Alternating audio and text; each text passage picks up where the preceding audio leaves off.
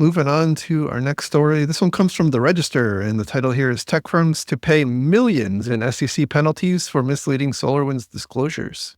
This is the event that just keeps on eventing. Oh, yes. Back 4 years ago, those of you who remember. That's like 2 internets ago. 2 internets ago. We had a couple things going on at that time. That was right at the upswing of COVID. But SolarWinds announced there was the big news about the SolarWinds hack, and many companies and organizations were impacted by it. And I think by now, at least people in the U.S. understand that public companies have to disclose when they've been breached, if that breach is material. And therein lies, I think, some of the rub. Which, by the way, teaser, we have another thing coming that I'll explain this a little bit. Ooh, mysterious. So, I know. Looking forward to that.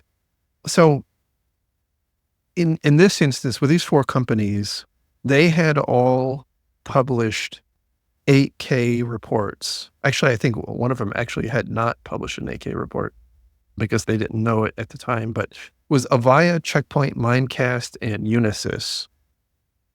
And Avaya and Checkpoint basically I would characterize it as downplaying the significance of the breach. They acknowledged that there was something going on, but basically said it wasn't material. And the SEC conducted investigation over the past several years and concluded that was not correct. And both, by the way, all 4 have settled for right around, the three of them, Avaya, Checkpoint, and Mimecast, have settled for right around $1 million. And Unisys, I think, agreed to pay $4 million.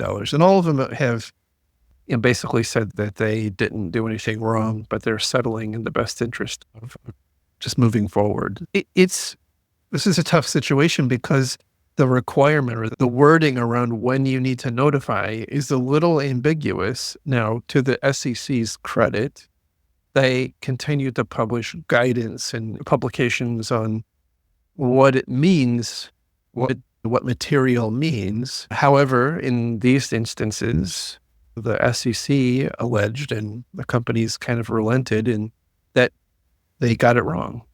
Yeah. Now, what I will tell you, like when I read some of the impacts. So, for example, Avaya didn't disclose there were at least 145 files in their cloud sharing environment that were accessed. Now, there's not any kind of subjective or objective indication of how significant is that. What are those 145 files? If they're like a user manual, Right. Anyway, I have to assume that there's been some kind of an assessment to say those 145 files were pretty damn important and worthy of worthy of being disclosed as a material breach. The whole point of disclosing is these public companies are funded in part by shareholders. Okay. And as a shareholder, you have certain rights. You have rights to understand what's going on in the company. The company has to operate with some level of transparency so that you know whether you want to continue on with your investment or you're going to vote the leadership team out. Or there's lots of levers that you can pull as a shareholder. But it's predicated on knowing what the heck's going on. Yeah. And so the SEC continues to try to shine light into the dark corners where these incidents are happening so that investors actually can see what's happening. Because I think the concern is companies are making a determination that like it's not relevant or it's not material. It's just some people got in, they downloaded some files. It's just not a big deal. So it's not material. Couple things. I think the thing that surprised me most about the story is that Unisys is still in business. That was quite surprising to me. I personally will agree with you. Yes. But secondarily, this is something we were musing about in our mysterious thing that we're teasing.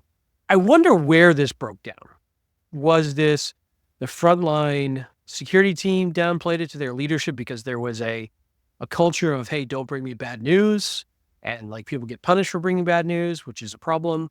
Or did it get communicated and then legal didn't understand it, so they didn't file it properly?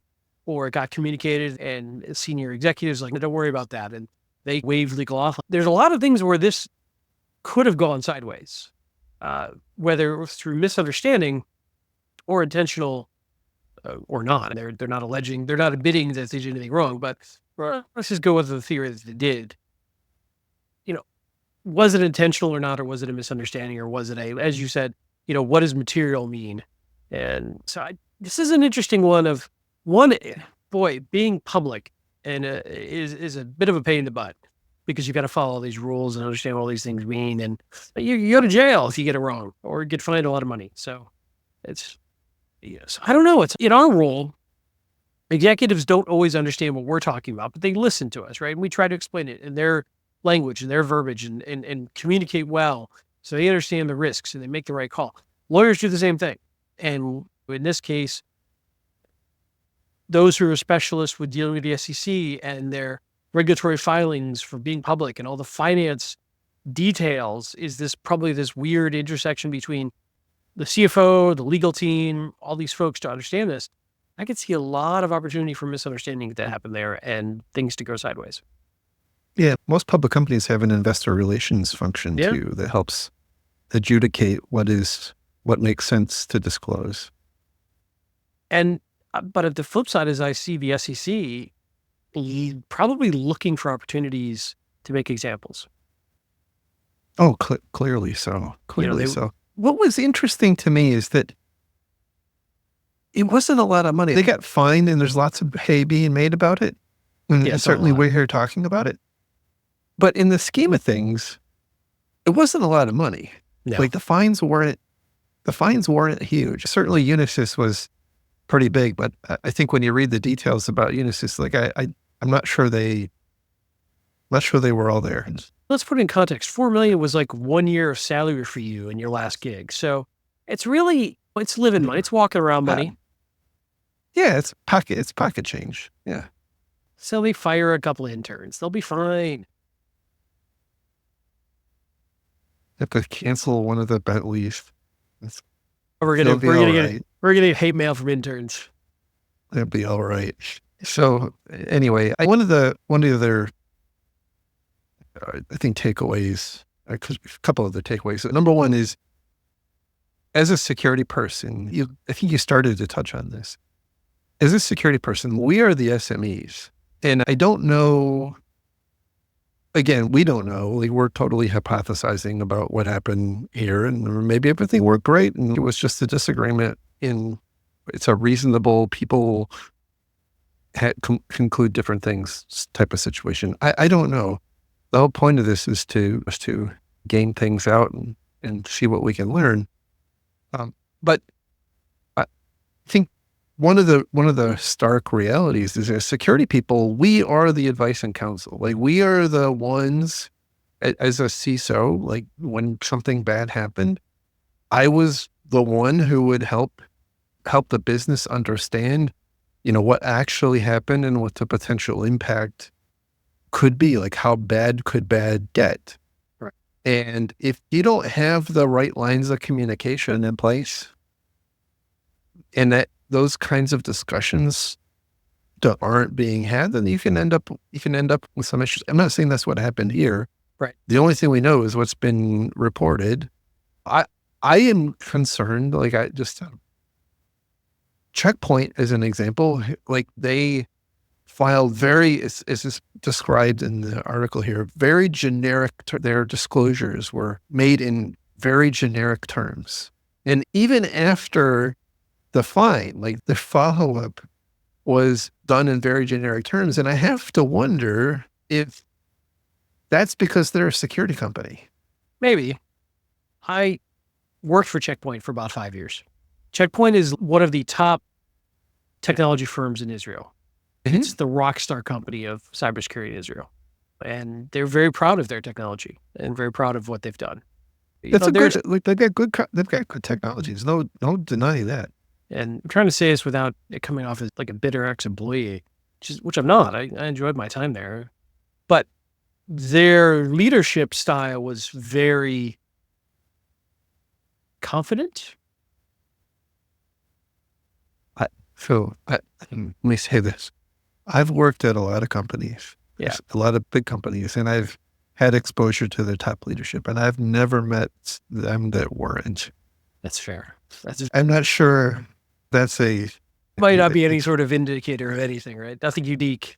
Yeah. No, all it means is that they are like the head cheerleader for their company, which is Right. what the company pays them to be. Look, one of the things I suppose, again, this is our opportunity to advise the business. Breaches, especially in the ransomware area, are so common. Like they are happening at the rate of dozens, perhaps hundreds per day. There are so many that happen. We don't even know. We can't keep up with them all. Right. They're happening faster than AWS is releasing new offerings. It's freaking crazy.